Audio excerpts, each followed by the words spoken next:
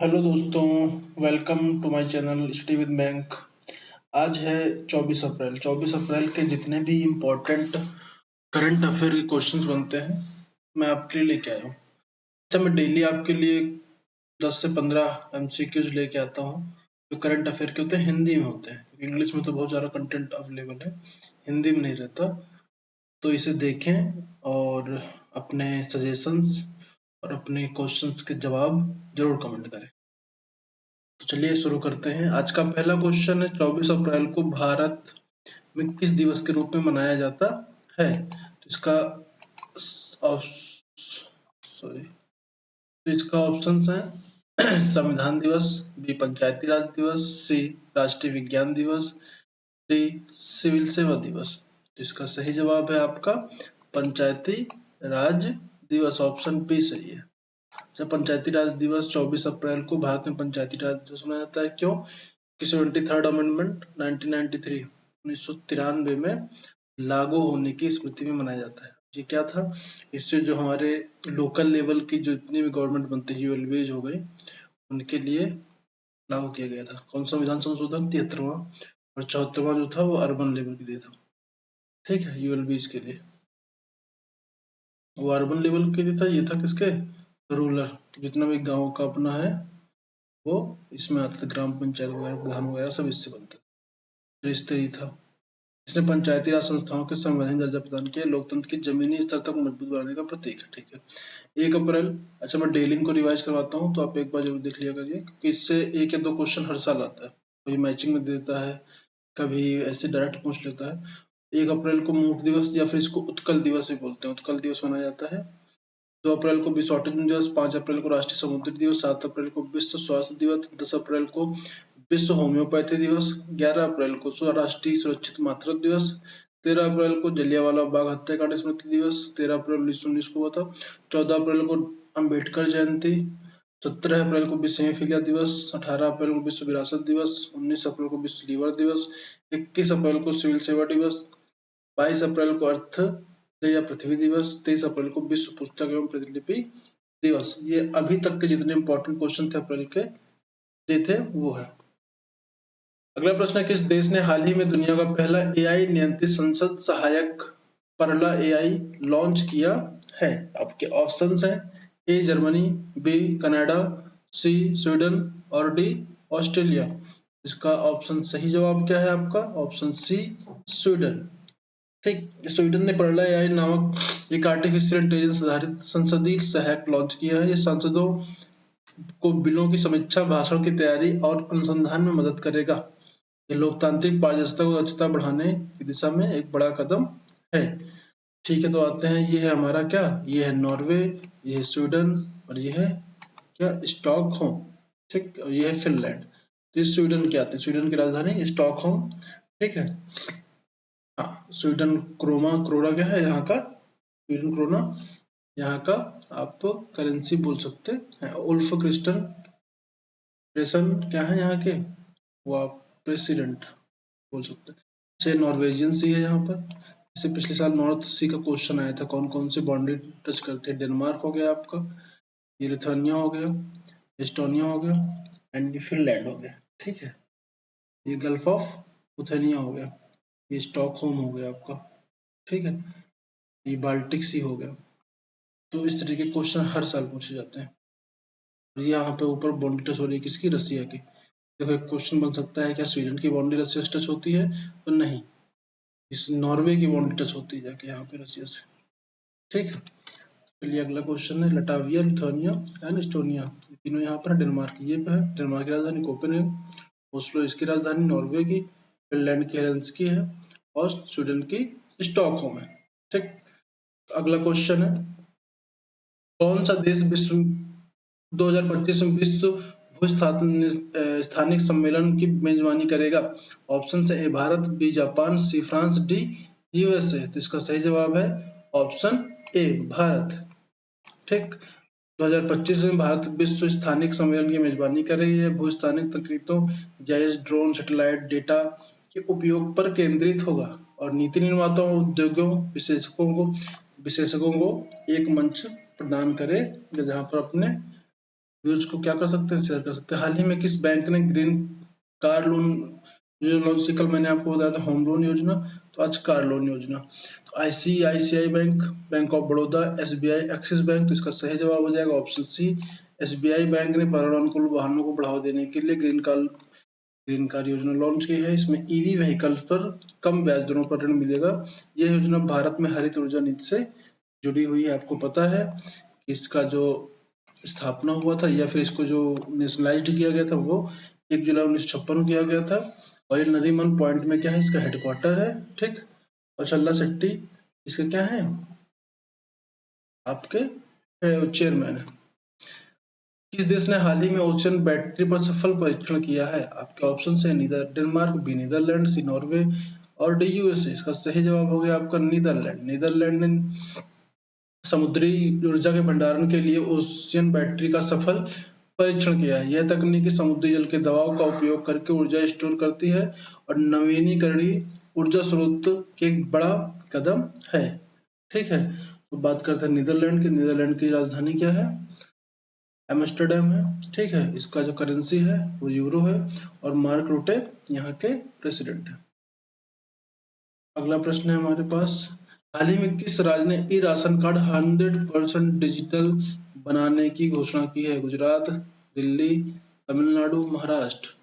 तो इसका सही जवाब है दिल्ली। दिल्ली सरकार ने राज्य में सभी राशन कार्डों को डिजिटल करने की योजना घोषित की है।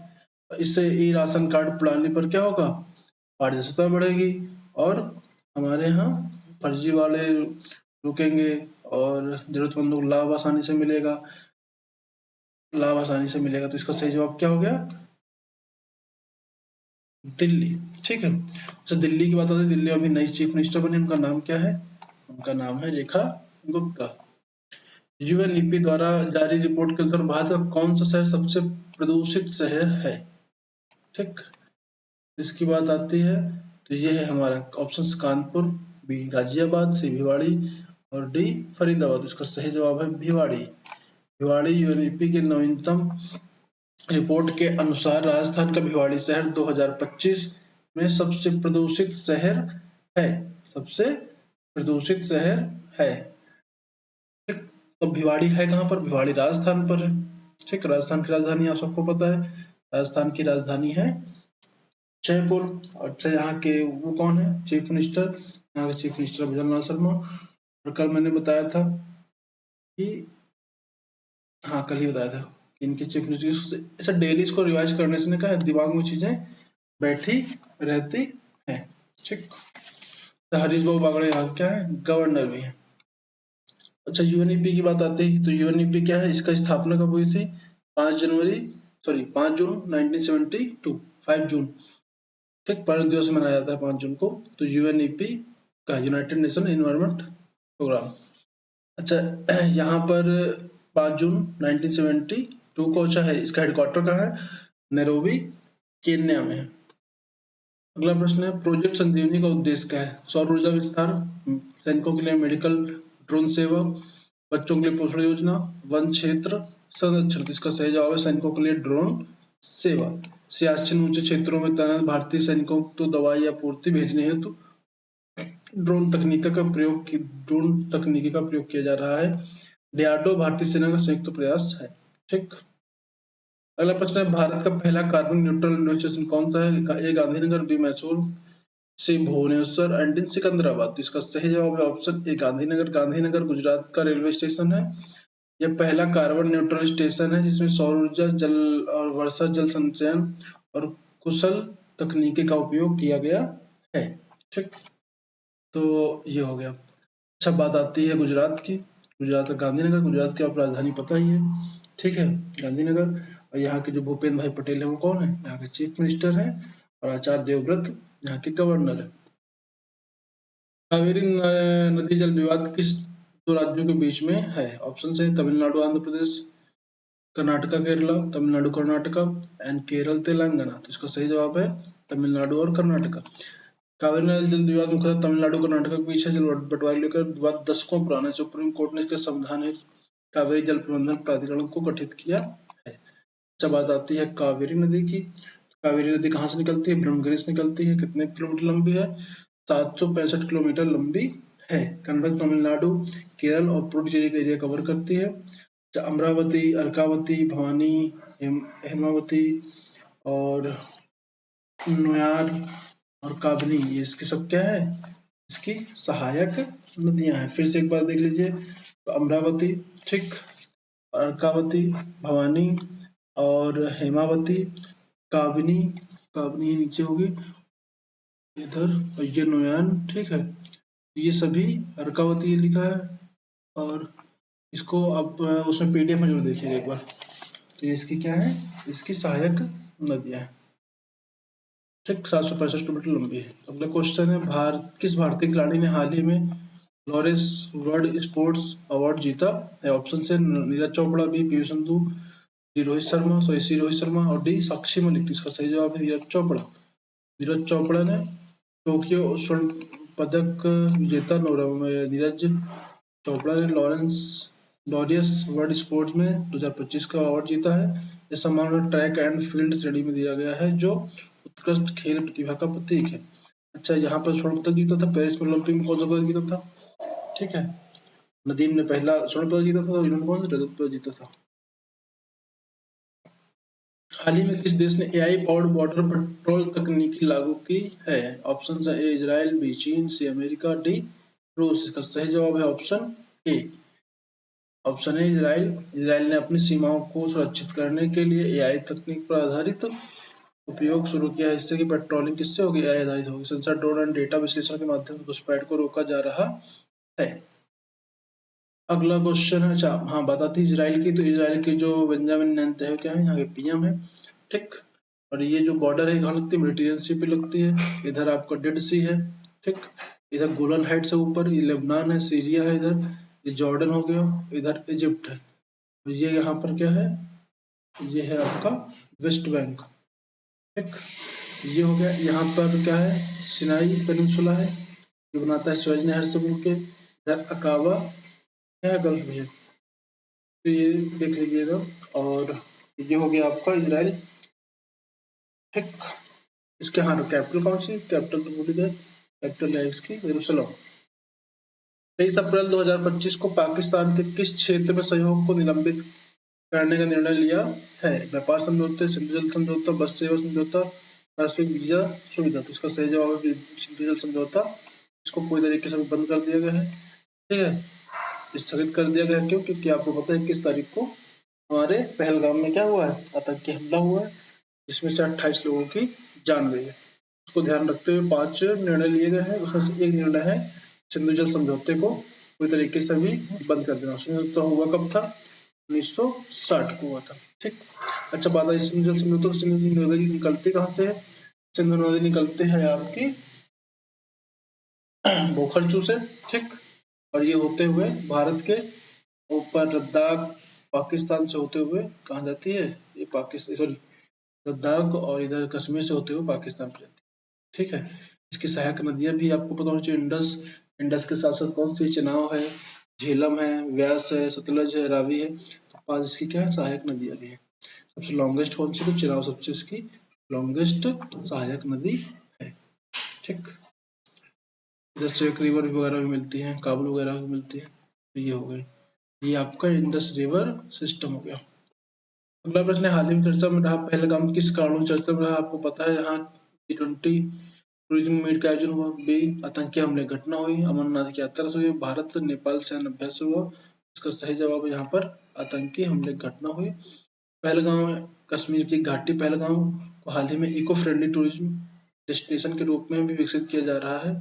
उद्देश्य स्थानीय पारिस्थितिक तंत्र को रक्षा करते हुए सतत पर्यटन को बढ़ावा देना। अच्छा, यहाँ पे लोग जाने भी लगे थे, अभी फिर से आतंकी हमला हो जाने की वजह से यहाँ पर लोगों का विश्वास फिर से टूटेगा, और जो टूरिज्म है ना वो कम होगा। अगला क्वेश्चन है, पोप फ्रांसिस का निधन कब हुआ?